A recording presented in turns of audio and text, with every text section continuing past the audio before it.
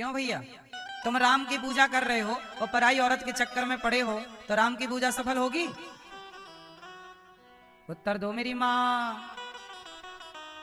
इसलिए राम की पूजा करने से ज्यादा राम के आदर्श को जीवन में उतारना ही पूजा है, यही पूजा है। अब आदर्श कोई नहीं उतार रहा है और पूजा पूजा पूजा पूजा सब करें, सही है ना?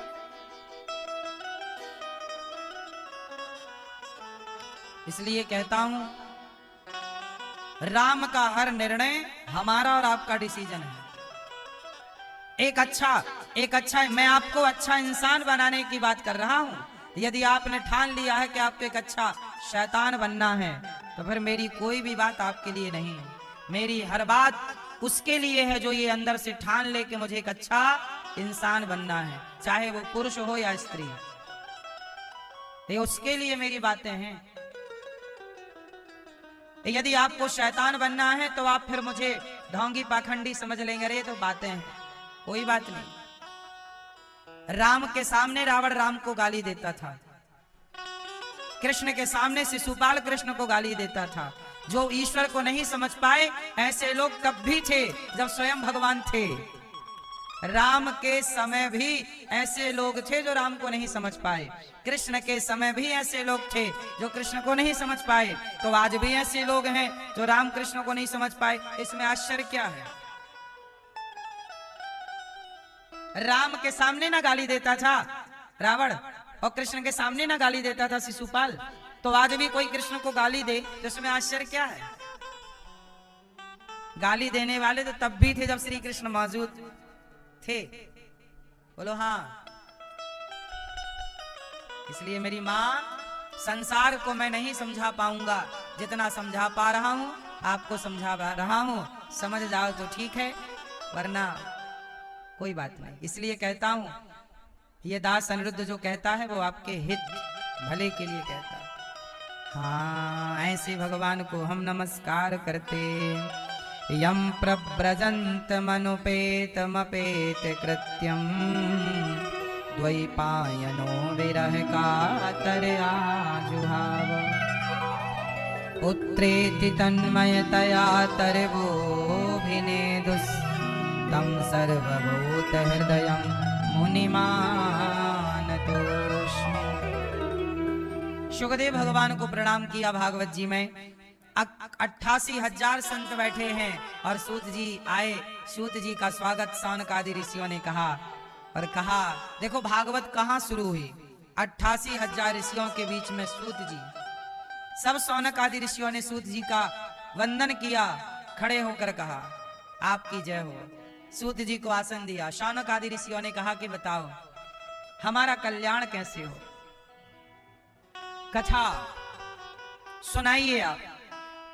भक्ति ज्ञान विराग आप तो विवेको वर्धते महान। ऐसी कथा सुनाइए कि भक्ति बढ़े, ज्ञान बढ़े, वैराग्य बढ़े। क्यों? इह घोरे कलौ प्रायो जीवश्चा सुरताम गता। इस युग में, कलयुग में प्रायः मनुष्य आसुरी स्वभाव के हो गए हैं। इस कली काल में लोग कैसे हो गए हैं भैया? कैसा स्वभाव हो गया है? आसुरी। कितनी भी अच्छी बातें समझाओ, कितना भी दूध दही खाने को दो, पर जाएंगे शराब की दुकान में, है ना? सुअर को कितना भी बढ़िया मखमल का गद्दा दो, इसमें सोना है, रजाई दो, इसको ओढ़ना है, और 56 भोग परोसो, पर वो ढूंढेगा नाला कहाँ है आसपास। हाँ या ना? कुछ लोग अपने स्वभाव से बंधे हुए होते हैं, सुअर का स्वभाव है। ऐसे ही कुछ लोग भक्ति को छोड़कर, भगवत चिंतन को छोड़कर और गलत रास्ते को चुनते हैं। क्यों मैया? भक्ति को छोड़कर, भगवान के चिंतन को छोड़कर किसे चुना?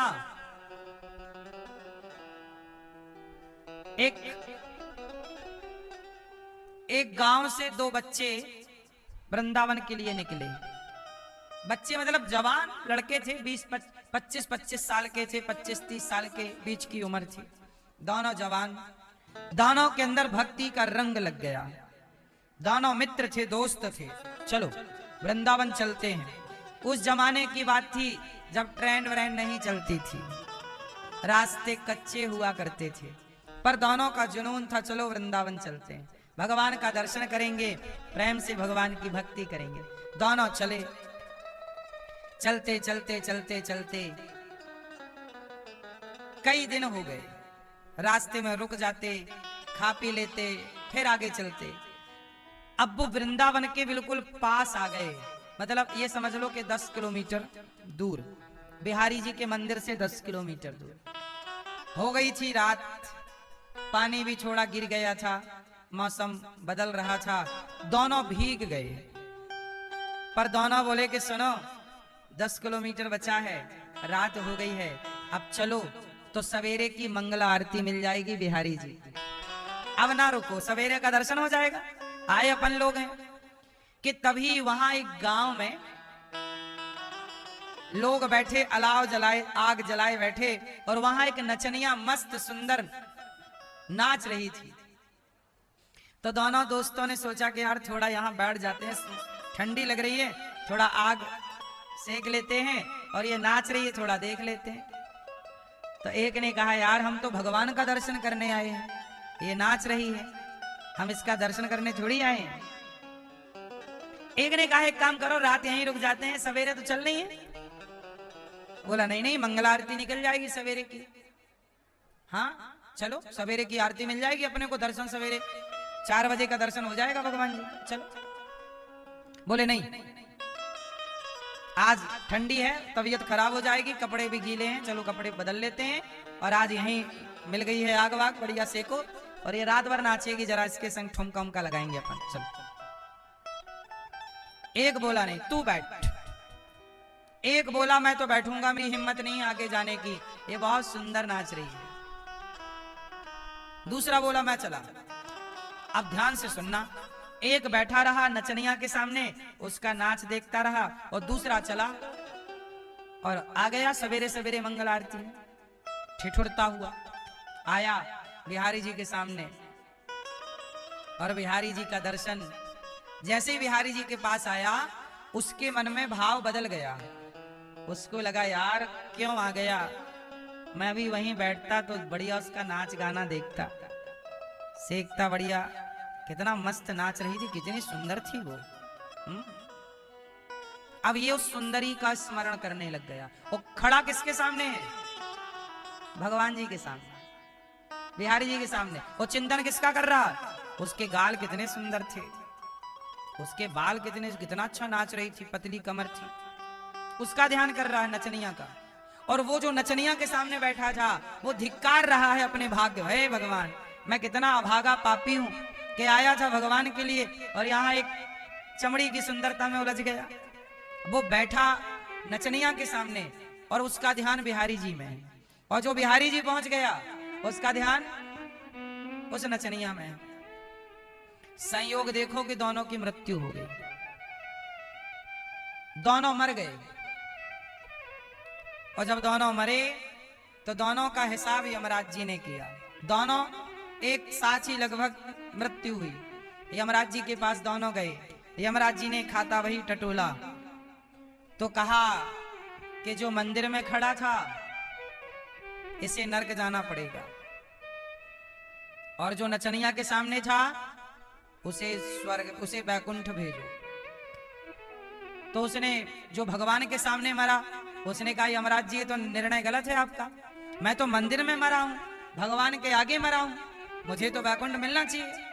बोले नहीं, तुम्हारा शरीर तो मंदिर में था, पर तुम्हारा मन किस में था? उस नाचने वाली नृत्यांगना में था। तुम उसकी सुंदरता की बात कर रहे थे, वाह उसके गाल कितने सुंदर, उसका हृदय कितना सुंदर, उसकी कमर कितनी सुंदर, उसका नृत्य कितना सुंदर। आप उस स्त्री का गुणगान गा रहे थे, आपका चित्त उसकी ओर खिंच रहा था, ध्यान उसका था, और वो जो उस नृत्यांगना के सामने था, उसके चित्त में बिहारी जी प्रकट हो गए। हे प्रभु अपराधी हूं, क्षमा करना, आपका दर्शन नहीं कर सका।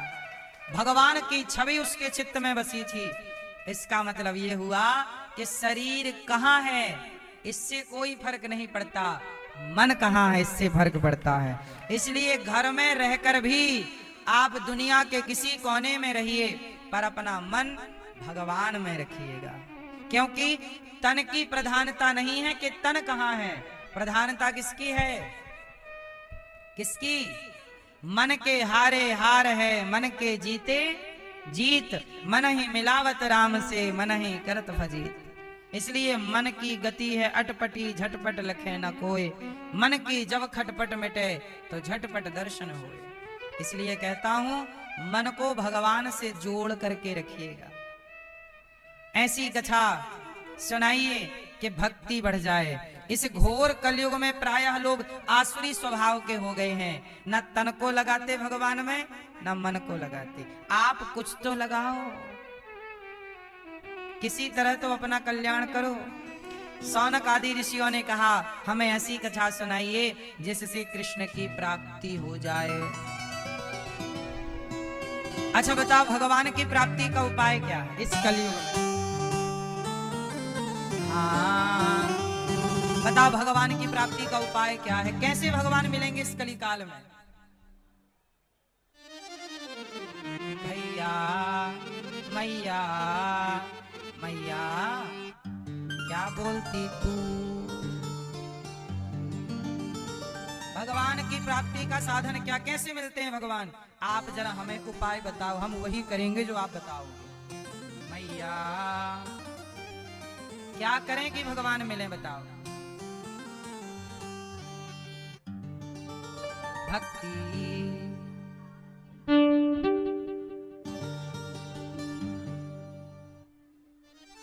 मैया ओ पंचायती मैया, ओ मेरी माँ।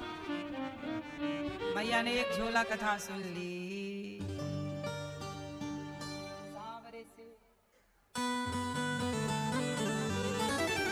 भक्ति क्या है? भगवान से मिलना है तो क्या करें? सांवरे से मिलने का एक ही है रास्ता। मैया मैया मोबाइल में सर्च करने लग गई कि भगवान की प्राप्ति का रास्ता क्या, गूगल में सर्च कर रही है मैया। सांवरे से मिलने का सत्संग ही बहाना है, चलो सत्संग में चले, हमें हरि गुण गाना है। ये दुनिया वाले क्या जाने, मेरा रिश्ता पुराना है।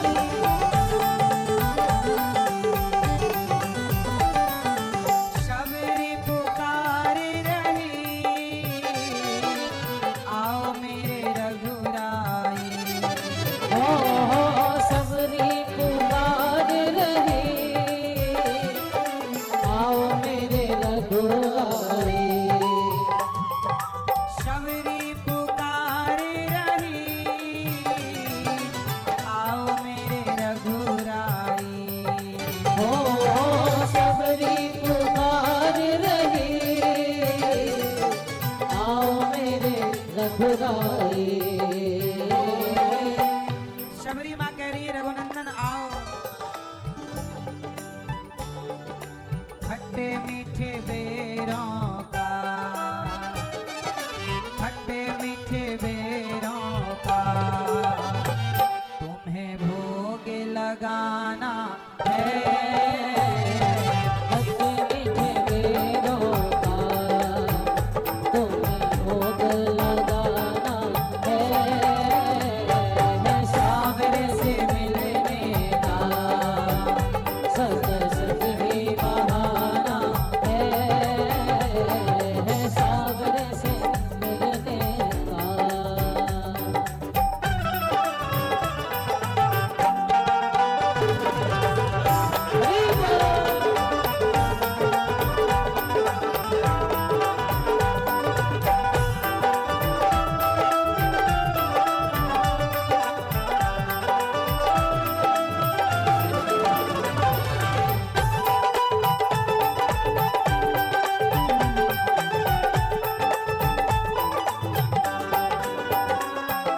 द्रौपदी पुकार रही, आओ मेरे बनवारी। हो द्रौपदी पुकार रही, आओ मेरे बनवारी। द्रौपदी पुकार रही, आओ मेरे गिरधारी। हो द्रौपदी पुकार रही, आओ मेरे गिरधारी। चीर बढ़ा जाओ मेरा, आओ चीर बढ़ा जाओ मेरा। मेरी लाज को बचाना है।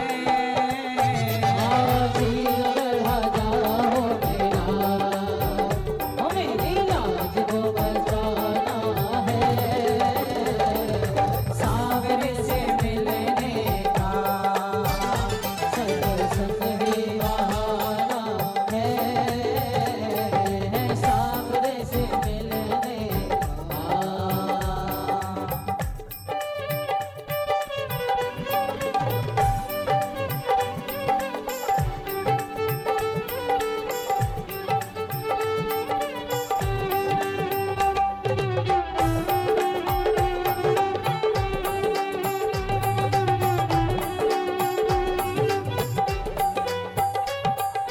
मथुरा में ढूंढा तुम्हें, वृंदावन में पाया है। ओ मथुरा में ढूंढा तुम्हें, वृंदावन में पाया है।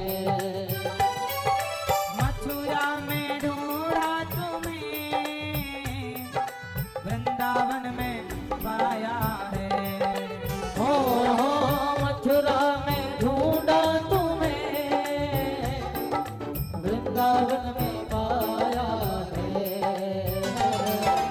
यमुना की धारा में, यमुना की धारा में मेरे श्याम का ठिकाना है।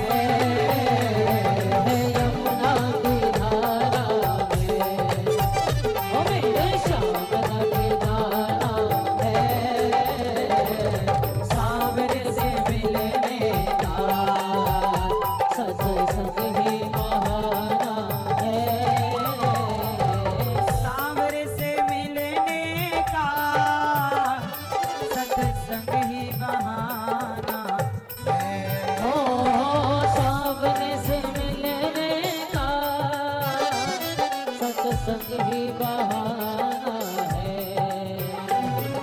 सावर से मिलने का सत्संग ही बहाना है।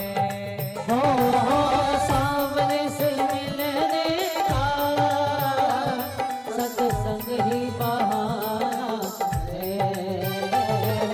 दुनिया वाले क्या जाने, दुनिया वाले क्या जाने, मेरा रिश्ता पुराना है। दुनिया वाले क्या जाने, मेरा रिश्ता पुराना है।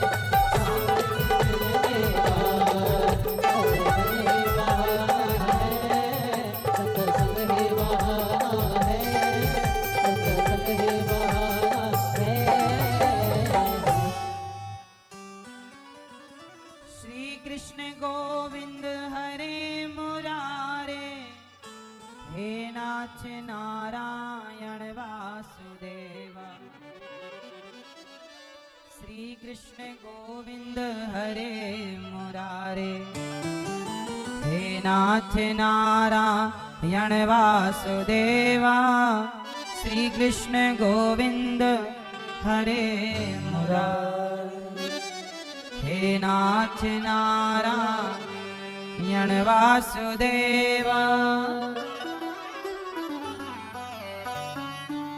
कृष्ण प्राप्तिकरं शश्वत साधनं तद्वदाधुना। क्या कहा? ऐसी कथा सुनाइए कृष्ण की प्राप्ति हो जाए।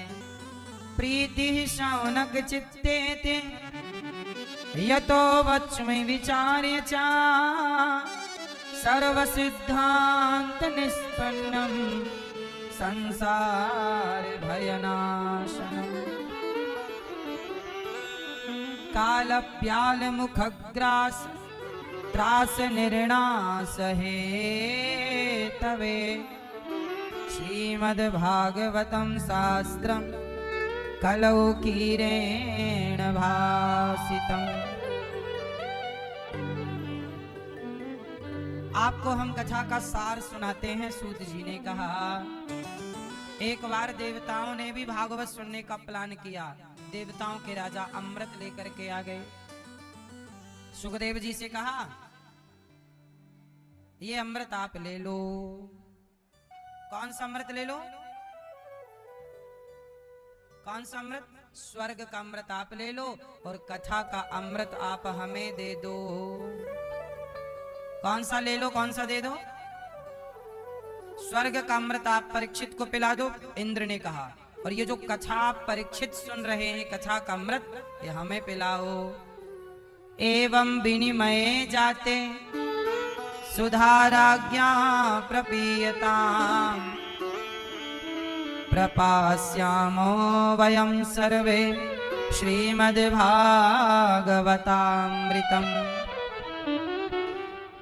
सुखदेव जी ने कहा, परीक्षित जी लोगे, पियोगे स्वर्ग का अमृत? परीक्षित जी ने कहा, ना, हमें नहीं पीना। फिर क्या पियोगे? कथा। तब कथामृतम तप्त जीवनम, हमें कथा ही पीनी है, कथा का अमृत चाहिए, स्वर्ग का अमृत नहीं चाहिए। सोचो, भागवत के सामने परीक्षित जी ने स्वर्ग के अमृत को ठुकरा दिया, नहीं चाहिए, ले जाओ। क्यों? क्योंकि स्वर्ग का अमृत पी लोगे तो स्वर्ग मिलेगा, भागवतामृत पी लोगे तो भगवान मिलेंगे। अब भगवान ही मिल गए तो अमृत का करोगे क्या? इसलिए घाटे का सौदा ना करना। इसलिए कहता हूं कि भागवत सुना करो, अपने माता पिता को भी भागवत सुनवाओ, पूर्वजों को भी भागवत सुनवाओ। भागवत जरूर सुनवाना चाहिए। यहाँ आज से पोथी पाठ बैठा है, भक्तों ने, यजमान परिवारों ने, कुछ लोग आकर, कुछ लोग घर पर ही बैठकर कथा का रसपान कर रहे हैं। यहाँ बड़े व्यवस्थित ढंग से ब्राह्मणों के द्वारा भागवत जी के पोथी पाठ होते हैं।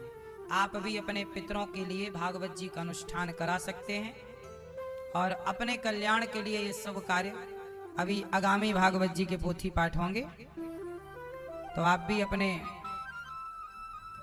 माता पिता पूर्वजों के लिए जो भी आप चाहें पोथी पाठ करा सकते हैं 23 मार्च से। प्रिय भक्तों, अब श्री सुखदेव भगवान परीक्षित जी से कहते हैं कि आप पियोगे अमृत। एक बार भागवत सुनने के लिए देवर्षि नारद जी ने भी, नारद जी सारे तीर्थों का भ्रमण करते हुए एक बार बद्री विशाल पहुंचे। तो बद्री विशाल में संतों ने नारद जी से कहा, संतों ने पूछा, कथम ब्रह्मन् दीन मुखः कुतश्चिन्तातुरो भवान् त्वरितं गम्यते कुत्र कुतश्चागमनं तव।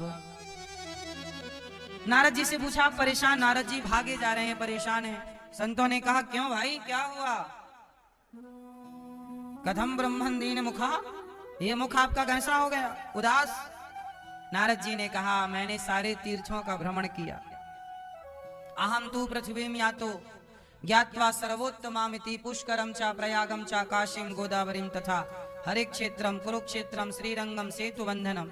नारद जी बोले मैं सारे तीर्थों में गया परंतु ना पश्यम पुत्र मिच्छर्म मनः संतोष कार्यक्रम। कलयुग में शांति नहीं है। मैंने सारे तीर्थों का भ्रमण किया पर शांति नहीं मिली। संतों ने कहा कि शांति बिना भागवत के थोड़ी होगी। आप कितना भी जप तप तीर्थ कर लो पर यदि सत्संग नहीं करते तो परेशान फिर भी रहोगे। इसलिए थोड़ी सा सत्संग करना सीखिए, संतों की वाणी सुनना सीखिए। हम तो आप सबको प्रणाम करते हैं कि आज के कलयुग में भी आप जैसे भक्त हैं जो भगवान की कथा सुनने के लिए बैठे हैं। वरना आज कहाँ लोग कथा, टाइम कहाँ है लोगों के पास। भागम भाग की जिंदगी है, भागते जा रहे हैं। काम काम काम, जब तलक रहेगी जिंदगी फुर्सत न होगी काम से। कुछ समय ऐसा निकालो कि प्रेम कर लो शाम से। भगवान के लिए समय है नहीं, निकालना पड़ता है। नारद जी बोले मैं सारे तीर्थों में गया पर क्या सत्यम नास्ति तपः शौचम दया दानम न विद्यते उदरम भरिणो जीवा वराकाः कूटभाषिणः मंदः सुमंद मतयो मंद भाग्यायुपद्रुताः पाखंड निरताः संतो विरक्ताः सपरिग्रहाः। तरुणी प्रभुता गे हे शालको बुद्धिदायकः कन्या विक्रीणो लोभा दंपत्तीनां च कल्पनम्।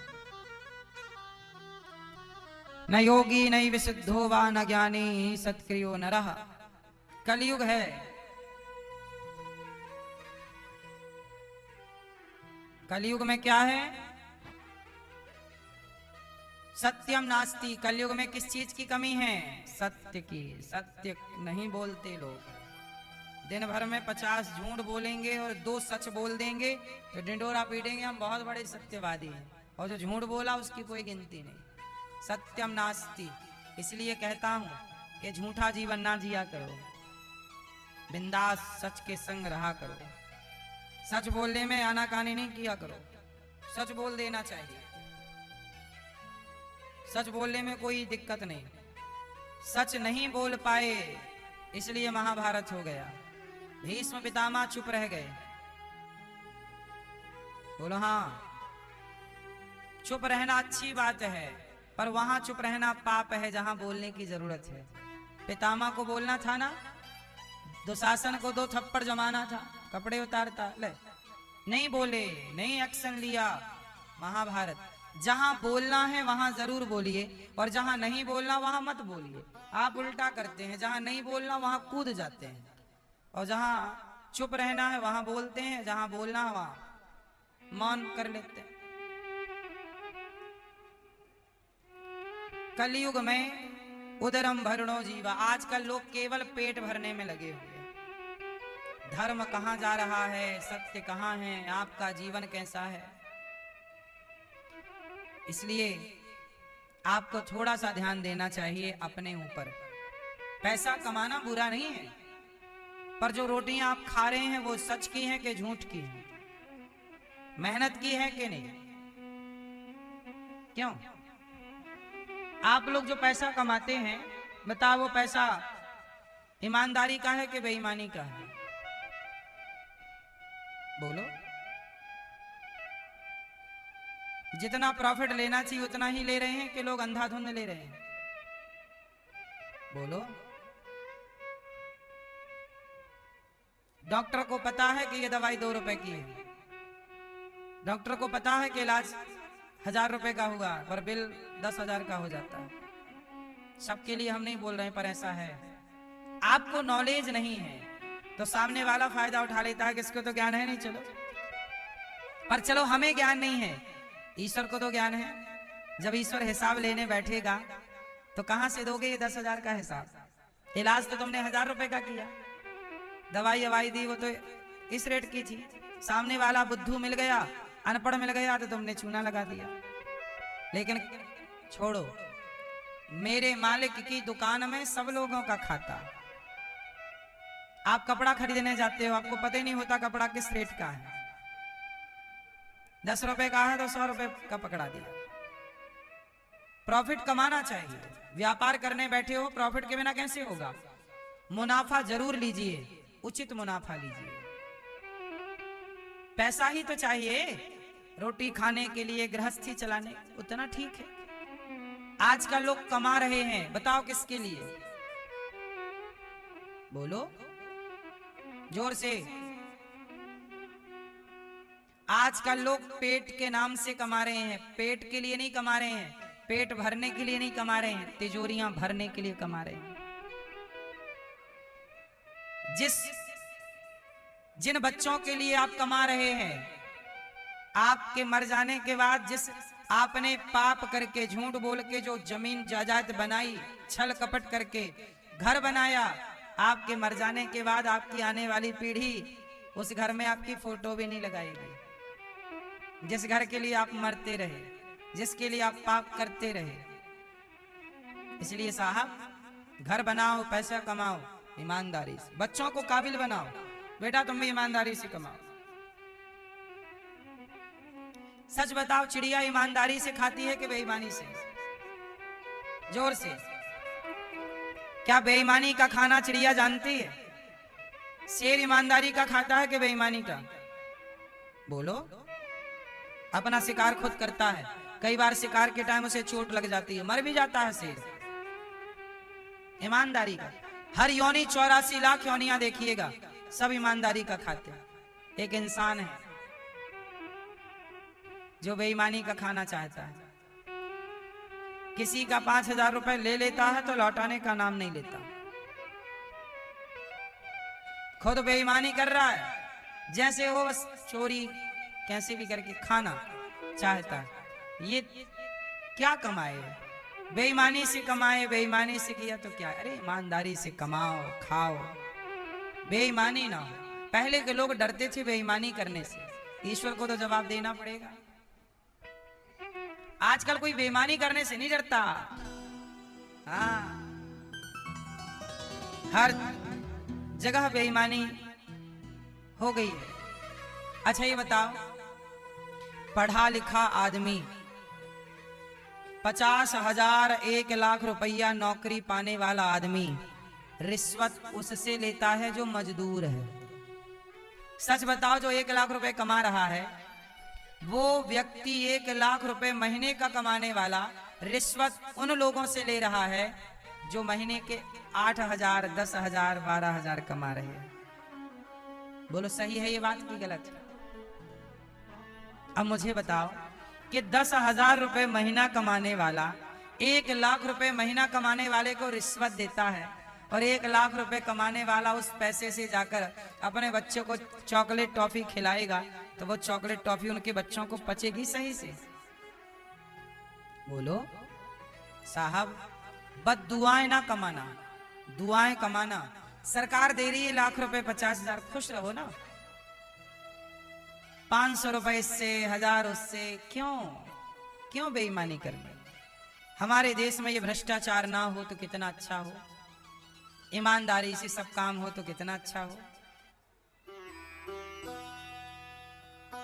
ये पाप तुम्हें नरक ले जाएगा। ये पाप करके जो तुम बच्चों के लिए बना के जा रहे हो ना, बच्चों को अच्छे संस्कार देते तो ये सब करने की जरूरत ही नहीं पड़ती। कफन में जेब नहीं होते, आप चाहो तो बनवा लेना। ये जो जोड़ रहे हो किसके लिए, सोचिएगा जरूर। अनिरुद्धाचार्य मरेगा, बताओ हम क्या लेकर जाएंगे? बच्चों को संपत्ति क्यों देना है? बच्चों को संस्कार दो। कमा के खाने का टैलेंट दे दो। तुम कमाओ खाओ, हमने संस्कार दे दिया, टैलेंट दे दिया, कमाओ। संपत्ति का क्या करें? समाज की सेवा। इसलिए दास अनिरुद्ध वृद्ध माओं की सेवा करता है। हम हर त्योहार अपनी माओं के साथ मनाते हैं। कल होली भी हमने माओं के साथ मनाई। यहाँ देखो माओं की सेवा होती है। इन वृद्ध माओं की खुशी। अभी 2-3 दिन पहले, होली के पहले, एक बेटी अपनी माँ को लेके आई बोली महाराज जी हमारी माँ को रख लो। दामाद भी आया, बेटी दामाद अपनी माँ को छोड़ के चले गए। क्यों छोड़ के चले गए? बोले लड़की के सास ससुर लड़की के माँ बाप को रखना नहीं चाहते, दामाद भी नहीं रखना चाहता, छोड़कर चले गए। बूढ़ी माँ है, एक माँ को जो बूढ़ी है उसे तुम 2 रोटी ना खिला पाए। ऐसी बेसहारा माँओं के होंठों पे मुस्कान भरने का प्रयास ये दास अनिरुद्ध करता है। और इन वृद्ध माँओं के लिए ही आपसे भिक्षा मांगता हूं कि थोड़ा थोड़ा आप भी अन्नदान कीजिएगा, ताकि आप भी इन माँओं को भोजन करा सकें। आज का भोजन आप करा सकते हैं, माँओं को तो जरूर कराइएगा। नाश्ता बंटवा सकते हैं तो जरूर बंटवाइएगा, क्योंकि आप भी सहयोग नहीं करेंगे माँओं को, आप भी रोटी नहीं देंगे तो कौन देगा। भक्ति महारानी गौरी गोपाल आश्रम में देखो अखंड रसोई चलती है, कोई भी भक्त आओ सबको भोजन, ये सेवा है। हम मर जाएंगे क्या लेकर जाएंगे, इसलिए आपसे कहते हैं कि आप भी थोड़ा अन्नदान करो, ज्यादा जोड़ने के चक्कर में ना पड़ो। जोड़ना है पुण्य जोड़ो, पैसा तो धरा रह जाना है सबका। टाटा जी गए तो कितना लेके चले गए, आप कितना ले जाओगे? क्यों भैया? अच्छे कार्य करना चाहिए, पैसे कमाने चाहिए, पैसा कमाना चाहिए सबको, और पैसे से समाज की। अभी हमारे मन में एक विचार है कि हम अभी आज ही गौरी गोपाल विद्यालय हम बनाना चाहते हैं। आज ही उसकी ड्राइंग तैयार हुई है, आधा काम ड्राइंग का हो गया है, कागजी कार्यवाही हो गई है, कुछ कुछ और बाकी है। जैसी कागजी कार्यवाही हो जाएगी, नक्शा पास होने का दे दिया है, अब सरकारी काम 10 नक्शा पास हो जाए फिर गौरी गोपाल विद्यालय बना रहे हैं, जहां बच्चों को निःशुल्क पढ़ाएंगे। क्या पढ़ाएंगे? कक्षा 1 से लेके 12वीं तक CBSE बोर्ड, और निःशुल्क आप लोगों से भिक्षा मांग मांग कर बच्चों को पढ़ाएंगे। बताओ ये सही है कि गलत है? तो आप भी साथ दीजिएगा। गौरी गोपाल गुरुकुल का नक्शा विद्यालय का जल्दी सब नक्शा पास होने का दे दिए हैं, अब सरकारी, अब जितना टाइम लगे बस इसके बाद काम चालू हो जाएगा, और 2 साल में लगभग तैयार होकर के बच्चे पढ़ने लग जाएंगे। तो आप भी जरूर विद्यालय के निर्माण में सहयोगी बनिए। मैं चाहता हूं कि हर गरीब वो व्यक्ति जो रिक्शा चलाने वाला है, कोई भी हो, सब समाज के लिए, लड़की लड़का सबके लिए गौरी गोपाल विद्यालय बन रहा है, और निःशुल्क तैयार, केवल शिक्षा नहीं देंगे, वहां ऐसे संस्कार देंगे कि जिससे बच्चे अपने माँ बाप को घर से निकाले ही ना। थोड़ा वेदों का ज्ञान, पुराणों का ज्ञान, भारतीय दर्शनों का बोध हो। आज भारतीय संस्कार से बच्चे अछूते रह गए हैं, वंचित रह गए हैं, संस्कार ही नहीं है। श्रवण कुमार के बारे में जानते ही नहीं तो माँ बाप की सेवा क्यों करेंगे? बच्चों को श्रवण कुमार का पाठ जरूर पढ़ाना चाहिए, हरिश्चंद्र की बात जरूर पढ़ानी चाहिए, ताकि सत्यवादी समाज बने। इसलिए मेरी माँ, शिक्षा फ्री होनी चाहिए, इस पर यह दास अनिरुद्ध काम कर रहा है। CBSE बोर्ड की शिक्षा सबको निःशुल्क प्राप्त हो। आप सब सहयोग और आशीर्वाद देंगे तो कार्य होगा। अभी भी गौरी गोपाल गुरुकुल में 150 बच्चे पढ़ते हैं, पास में ही गुरुकुल है। हमारे 150 गुरुकुल में बच्चे हैं, उन बच्चों का रहना, खाना, पढ़ना, लिखना सब फ्री है। ये बच्चे हैं, ये 1 क्लास के बच्चे हैं, ऐसी 3 क्लासें हैं। तो गौरी गोपाल गुरुकुल में लगभग 150 बच्चे हैं। आप भी गौरी गोपाल गुरुकुल में बच्चों को भोजन करा सकते हैं, ये भी निःशुल्क है। बच्चों का रहना, खाना, पढ़ना, लिखना सब निःशुल्क। हम शराब पी के पैसा नहीं बर्बाद करना चाहते, हम समाज को मरने से पहले कुछ देना चाहते हैं। ये धरती ने हमें जन्म दिया है, हमने इस धरती का अन्न खाया है, भारत की भूमि पे जन्म लेके हमने भारत के ऋणी हुए हैं, तो इस भारत माता को लौटा के जाएंगे कुछ ना कुछ, फिर मरेंगे शान से। केवल लिया ही लिया है और दिया नहीं और मर गए तब तो हम चोर कहलाएंगे। हम भारत माता के क्या कहलाएंगे? चोर। माता से लिया है, इस माटी से लिया है तो लौटाओ ना। क्यों जी, लौटाना चाहिए कि नहीं? सोचिए, हम लोग माटी से भी लेते हैं तो लौटाने का प्रयास, माटी का भी ऋण मानते हैं हम लोग, ये मिट्टी का भी हमारे ऊपर ऋण है। हम सनातनी कितने श्रेष्ठ विचारधारा के हैं। हम अपनी माटी को भी प्रणाम करते हैं कि हमारी माटी है, जिस माटी में हम खेले खाए, जननी जन्म भूमश्च स्वर्गादपि गरीयसी। और लोग इतने बेईमान हो गए हैं कि किसी से 5,000 रुपए लेते हैं तो लौटाते नहीं।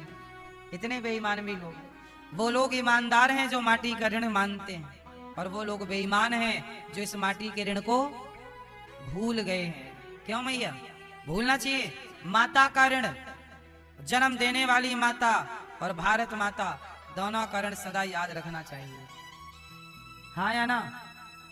राष्ट्र प्रेम ही सबसे बड़ा प्रेम है, राष्ट्र भक्ति ही सबसे बड़ी भक्ति है। जरूरी नहीं है कि मैं सेना में भर्ती होकर राष्ट्र की सेवा करूं। मैं समाज से भिक्षा मांगकर बच्चों को पढ़ा लिखा कर संस्कारवान बनाऊं, योग्य बनाऊं, ये भी तो राष्ट्र भक्ति है, नहीं है? गौरी गोपाल रसोई चल रही है, 30,000 लोग पर डे भोजन कर रहे हैं, क्या ये राष्ट्र भक्ति नहीं है? बोलो। सबकी सेवा, भोजन कराना। आज के युग में आपके घर में 4 मेहमान एक्स्ट्रा आ जाएं तो आपका बजट बिगड़ जाता है, लेकिन गौरी गोपाल में 25 से 30,000 लोग पर डे भोजन करते हैं, अखंड रसोई चलती है। ये राष्ट्र की सेवा नहीं है? इसलिए आप भी गौरी गोपाल आश्रम में जो अखंड सेवाएं हैं जरूर जोड़िएगा। नारद जी कहते हैं कि महाराज भक्ति का दुख दूर कैसे होगा? बोले भागवत सुनवाओ। नारद जी ने जब भक्ति को भागवत सुनवाई तो भक्ति का दुख दूर हो गया। यत् फलम नास्ति तपसा न योगेन समाधिना तत्फलम लभते सम्यक कलौ केशव कीर्तना। कलयुग में केवल कीर्तन मात्र से, भगवान की कथा मात्र से व्यक्ति पाप मुक्त हो जाता है। भक्ति महारानी को भागवत सुनवाई गई, भागवत सुनते ही भक्ति महारानी तरुण भगवान के भागवत सुनते ही बड़े प्रेम से भक्ति महारानी के पुत्रों का ज्ञान वैराग्य का दुख दूर हो गया और भक्ति महारानी कीर्तन करने लग गई। श्री कृष्ण गोविंद हरे मुरारी नाथेति नामानि मोहर बदंती। कहा कहां बैठूं? जाओ भक्तों के मन मंदिर में, हृदय में जाकर के बैठ जाओ। नारद जी ने सनकादियों से एक सवाल किया, महाराज ये बताओ कि कोई पापी व्यक्ति क्या भागवत सुन के मुक्ति पाएगा? पुण्यात्मा तो भागवत सुन के मुक्ति पा जाएगा, क्या पापी व्यक्ति भागवत सुन के मुक्ति पाएगा? बोले हाँ। ये मानवः पाप कृतस्तु सर्वदा सदा दुराचार रता विमार्गिगाः क्रोधाग्निदग्धः कुटिलाश्च कामिनः सप्ताह यज्ञेन कलौ पुनन्ति ते सत्येन हीनाः पितृमातृदूषिकाः कृष्णाकुलाश्चाश्रम धर्मवर्जिताः ये दाम्भिका मत। अब देखो, सत्येन हीना, जो व्यक्ति सत्य से हीन हो गया है, जो मातृ पितृ ऋण भूल गया है, जिसने माँ बाप की सेवा भी नहीं की, वो पापी भी भागवत सुनेगा तो वह मुक्त हो जाएगा भागवत सुनकर। माना की गलतियां हो गई, माना की पाप हो गया, अब हो गया तो क्या करें? भोगना पड़ेगा। कोई उपाय है बच जाएं? हाँ, भागवत सुन लो बच जाओगे। भागवत सुन लो बच जाओगे। भाई सांप ने डस लिया, अब क्या उपाय है? डस ही लिया, जल्दी हॉस्पिटल पहुंचो, समय से हॉस्पिटल पहुंच जाओगे तो बच जाओगे, और लापरवाही करोगे तो मर जाओगे। ऐसे पाप ने डस लिया है, सांप का डसा हॉस्पिटल जाए और पाप का डसा भागवत सुने। भागवत सुनेंगे तो मुक्ति मिलेगी, जैसे सांप का डसा भी बच जाए, ठीक ठीक इलाज मिल जाए तो। बोलो हाँ। कितना भी बड़ा सप्ताह यज्ञेन कलौ पुनन्ति ते, बड़ा सा बड़ा महापापी हो, देखो मदिरापान 5 महापाप होते हैं। 5 महापाप होते हैं। कौन कौन? जो मदिरा पान करे, जो ब्रह्म हत्या करे, जो स्वर्ण की चोरी करे, जो गुरु पत्नी के साथ गमन करे, गलत करे, और जो विश्वासघात करे। ये 5 महापापी होते हैं। ठीक है? ऐसे महापापी भी भागवत सुने, जो क्रूर हो, छल करने वाले हो, जो पापी से पापी गौ हत्या का पाप जिन्हें लगा है,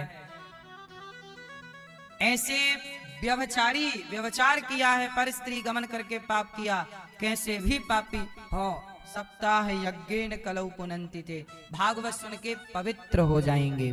कितना भी गंदा सोना हो, कितने भी मिलावटी वाला सोना हो, भट्टी पे डाल दीजिए, पवित्र हो जाएगा। आग क्या करती है? सोने को शुद्ध कर देती है। जैसे अग्नि सोने को शुद्ध कर देती है, ऐसे भागवत पापी से पापी को भी पवित्र कर देती है।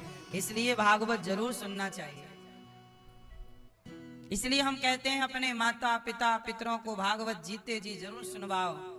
अपराधी कौन नहीं है, पापी कौन नहीं है। ये दास अनिरुद्ध, मैं स्वयं महीने में 2 भागवत जी सुनता हूँ। 2 भागवत जी के पाठ हमेशा कराता हूँ 12 महीने, क्योंकि हमसे भी जाने अनजाने में हम रास्ते में चलते हैं, चींटी मर जाती है, गाड़ी के नीचे मेंढक मर जाता है, कई बार कुत्ते बिल्ली मर जाते हैं जब आप गाड़ियों से चलते हैं। हमने जानकर थोड़ी पाप किया है, पर पाप से हम बच थोड़ी सकते हैं। कली काल में पाप से कौन बचेगा? कुछ पाप जाने, कुछ पाप अनजाने में होते ही हैं। तो वो पाप से बचने के लिए, जैसे बारिश से बचने के लिए छाता जरूरी है, ऐसे पाप से बचने के लिए भागवत जी की छत्र छाया जरूरी है। इसलिए समय निकालकर भागवत जरूर सुनना चाहिए।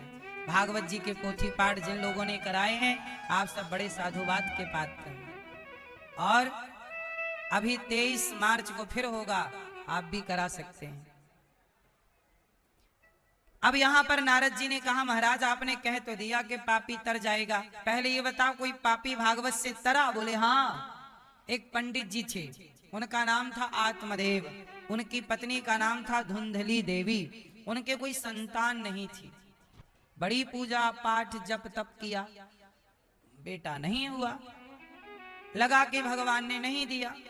आत्मदेव जी ने एक दिन संत जी से कहा, महाराज आप तो साधु हो, बताओ हमारे पुत्र कब होगा? संत जी ने कहा कि हम तेरे भाग्य की रेखाएं देख रहे हैं, 7 जन्मों तक कोई संतान नहीं। चरणों में गिर पड़े, आत्मदेव जी महाराज ऐसा कष्ट ना दो, हमें पुत्र चाहिए। लोग बड़ा ताना मारते हैं कि तेरे तो बेटा नहीं।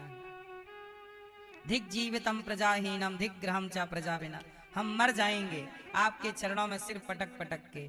आप तो संत हो, एक पुत्र की कामना है। संत ने कहा ठीक है, ये फल दिया।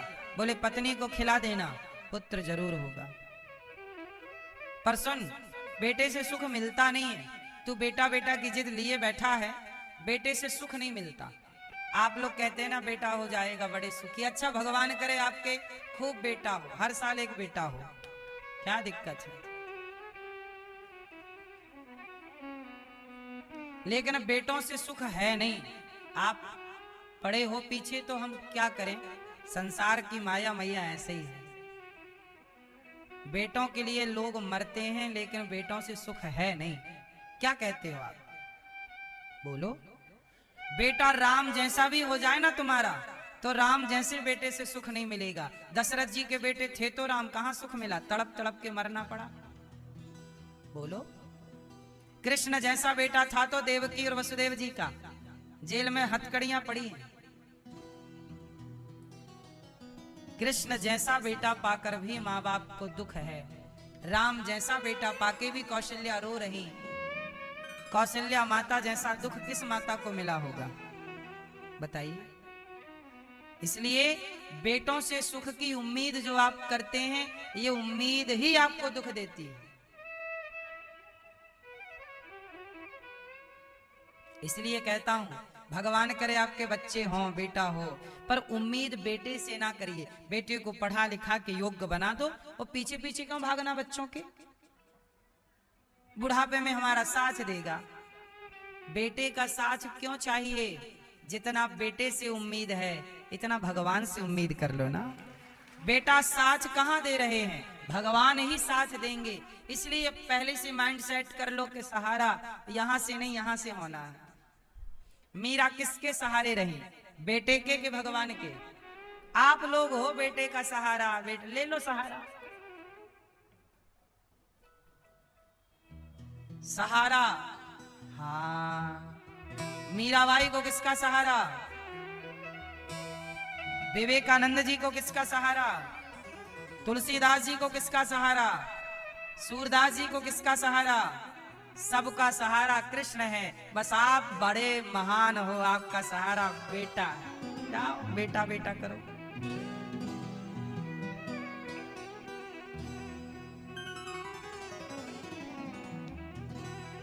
बेटों को पालो पोसो, प्यार करो, लाड़ करो, पर आसक्ति ना हो जाए। बेटा क्या बेटा बेटा जप रही हो मेरी माँ? नाम भगवान का श्रीमन नारायण, श्रीमन नारायण। भगवान नारद जी बेटा बेटा कर रहे हैं कि नारायण नारायण कर रहे हैं? नारायण। हनुमान जी बेटा बेटा कर रहे हैं, मकर ध्वज के राम राम राम। बोलो, बस आप हैं बेटा बेटा बेटा बेटा।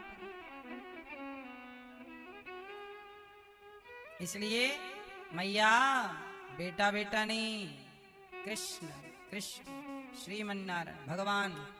बेटा बड़ा हो गया, सेल्फ डिपेंडेंट, करेगा, कमाएगा, खाएगा। आत्मदेव जी ने कहा बेटा चाहिए, संत जी ने कहा कष्ट मिलेगा, हाँ हाँ मिल जाए, हमें बेटा चाहिए, लात मारे पर चलेगा। मोह इतना प्रबल है, जब नहीं मिलता तो लोग यही कहते हैं कैसा भी हो बस मिल जाए। क्योंकि समाज से डर जाता है ना व्यक्ति के, लोग क्या कहेंगे कि बेटा नहीं हो रहा है, अरे तेरे तो बेटा नहीं है। लोग बड़ा ताना मारते हैं। ये दुनिया जीने कहां देती है, ताना मार मार के मार डालती है। ये दुनिया के लोगों ने ताना मार मार के सीता मैया को वनवास भेज दिया। बोलो हाँ। अब आत्मदेव जी ने फल पत्नी को दिया, पत्नी ने फल गाय को खिला दिया। गाय को हो गया बच्चा, नाम रखा गौकर्ण। और धुंधली ने सोचा कि मैं क्यों बच्चा पैदा करूं, बड़ा कष्ट होता है, मैं इतना कष्ट नहीं उठा सकती, मेरा सब सेटअप बिगड़ जाएगा, है ना। आजकल की माँ दूध कहां पिलाती है बच्चे को, बोलती दूध नहीं पिलाऊंगी, सब सेटअप बिगड़ जाएगा। धुंधली भी ऐसी विचारधारा की थी, मैं कौन पेट बड़ा करके घूमती रहूं, मैं नहीं करती ये सब, इतना बच्चा पेट में रखो, इतना कष्ट सहो, मर गए तो और समस्या। तो बहन को पैसा दे दिया, बोले तू पैसा ले ले और तेरा बच्चा हो तो मुझे दे देना। बहन का बेटा खरीद लिया, पैसे दे दिए। अब उसको कह रही है ये मेरा बेटा, नाम रखा धुंधकारी। बोले मेरा नाम धुंधली तो मेरे पुत्र का नाम। अब धुंधकारी हुआ बड़ा तो माँ तो खूब प्यार कर रही है, लाड़ कर रही है। लाड़ प्यार जरूरत से ज्यादा मिला, बिगड़ गया। और जो धुंधकारी ने उठाया डंडा बड़ा होके और दिया अपने बाप की पीठ में 4-6 वो ढेला पैसा। आत्मदेव जी बोले बेटा तू हमारा बेटा है, तेरे लिए हम रोए हैं। आज धुंधकारी बोला अब हम रुलाएंगे।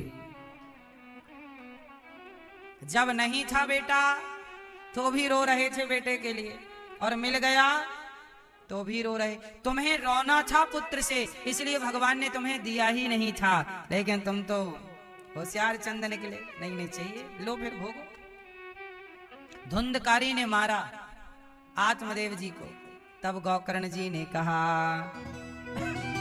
देहे स्थिमान से रुधिरे विमतिम त्यजत्वम जाया सुतादिषु सदा ममता विमुंचि पश्यानिसं जगदिदं क्षणभंग निष्ठम वैराग्य राग रसिको भवभक्ति निष्ठः धर्मं भजस्व सततम त्यज लोक धर्मान सेवस्व साधु पुरुषान जहि काम तृष्णा। अच्छा एक बात बताओ, कहते हो ना आप लोग बेटा है मेरा। मैया क्या ये शरीर आपका है? किसका है फिर? क्यों भैया ये शरीर किसका है? आपका जो है। अच्छा ये बताओ, ये शरीर आपका आपके कहने से चलता है कि नहीं? नहीं नहीं चलता। आप नहीं चाहते कि बुढ़े हो जाएं, पर बुढ़ा हो गया कि नहीं? इसका मतलब शरीर हमारा हमारे हिसाब से, जरा सोचिए कि एक दिन ये शरीर आपका साथ छोड़ देगा, आंखें साथ छोड़ देंगी, बालों ने साथ छोड़ ही दिया, सफेद पड़ गए, अब पोतते रहो मेहंदी। क्या मैया? शरीर साथ छोड़ दिया मैया के, चश्मा लग गया। किसने साथ छोड़ा आपका? आंखों ने साथ छोड़ दिया। आप मैया लड़कपन में कैसी थी? जवानी में कैसी थी? अब कैसी हो? शरीर ने आपको धोखा दिया कि नहीं? बोलो हाँ कि ना? शरीर बड़ा धोखेबाज है। जरा सोचिए मैया, ये शरीर आपका नहीं है, ये भी आपको छोड़ रहा और एक दिन फाइनल छोड़ देगा। लोग ले जाएंगे, जला देंगे, बिंदास राख बन जाओगे, जाओ गंगा जी में फिर। इसलिए साथी शरीर नहीं, जब शरीर साथ नहीं देता तो परिवार में बेटा बेटी क्या साथी होंगे हमारे? हमारा साथी कौन?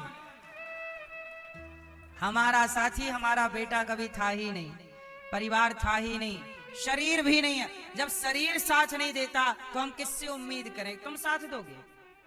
क्यों भैया सच बताओ, शरीर धोखेबाज है कि नहीं? बोलो। जिस शरीर में आप हो ये धोखा देगा तो किसका भरोसा है? इसलिए कहता हूं भरोसा भगवान का करना। आत्मदेव जी को ज्ञान हुआ, निकल गए। जीवन में दो काम करना चाहिए, सेवा और कथा। भगवान से ही प्रार्थना करो हम सेवा करते रहें। इस संसार में सबसे बड़ी भक्ति क्या है? धुंधकारी ने अपने मां को मारा, घर से निकाल दिया, बाप तो मर गया। आत्मदेव जी ने अपना कल्याण कर लिया भागवत से, पर धुंधकारी को मारा। धुंधकारी ने आत्मदेव जी, धुंधकारी ने उनकी अपनी माता को मारा, धुंधली को, कुएं में कूद के मर गई बेचारी। आजकल भी कुछ बेटे अपने माँ बाप को सताते हैं। ऐसी माएं जिनको बच्चे निकाल देते हैं, सताते हैं, ऐसी माएं गौरी गोपाल में है। आप लोगों से प्रार्थना करता हूं अपनी माँ को ना सताना, अपनी माँ की इज्जत करना। क्यों? आप लोग अपनी सास की सेवा करते हैं कि नहीं? मैया आपकी सास है? नहीं? मैया आपकी सेवा करती हो? सेवा करना, पांव दबाना सास के, फिर आपकी बहू भी आपके दबाएगी, है ना? आपकी सास सेवा करते हैं, खूब पांव दबाना मस्त, फिर आपकी बहू आएगी वो आपके पांव दबाएगी। यही चलता है क्रम, जो बोएंगे प्राप्त होता रहे। आपकी सास है? नहीं, इनकी बगल वाली भैया कहाँ है? सेवा करना, बिंदास बादाम का हलवा खिलाया करो सास को, आपकी बहू आपको खवाएगी। गौरी गोपाल आश्रम में वृद्ध माए रहती है। धुंधकारी ने निकाल दी अपनी माँ को, कुएं में कूद गई बेचारी। आज हम आपका परिचय माँ से कराएंगे। मैया कहाँ से आई हो मेरी माँ? दिल्ली से। दिल्ली से। जी। कौन कौन है आपके घर में? घर में कोई नहीं है। बेटा? बेटा ही नहीं है। बहू?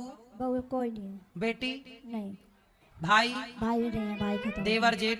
देवर जेठ है, बहू रखना चाहते। देवर जेठ रखना नहीं चाहते। भाई नहीं है आपके? नहीं, भतीजा? कोई नहीं है।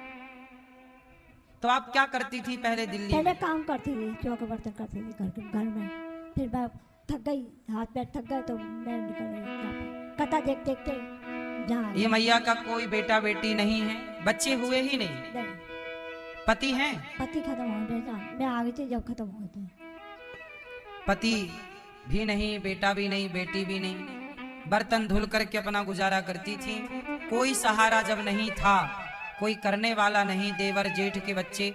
माँ के पास पैसा होता तो देवर जेठ के बच्चे जरूर करते। पैसा है तो सब साथ मिलता है, पैसा ना हो तो कोई नहीं पूछता। ऐसी मैयाओं को यहाँ रखा जाता है और इन माओं की सेवा ये दास अनिरुद्ध करता है। मैया आपको यहाँ रहने को कोई पैसे तो नहीं लिए हमने? नहीं।